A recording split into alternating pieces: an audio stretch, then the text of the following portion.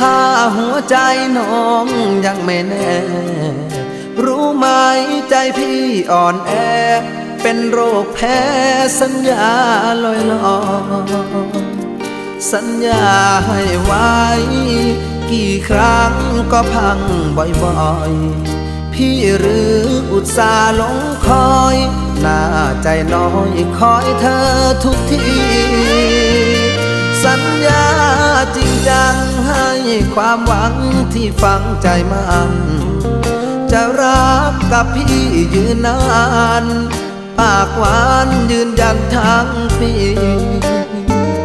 แต่งงานเมื่อพร้อม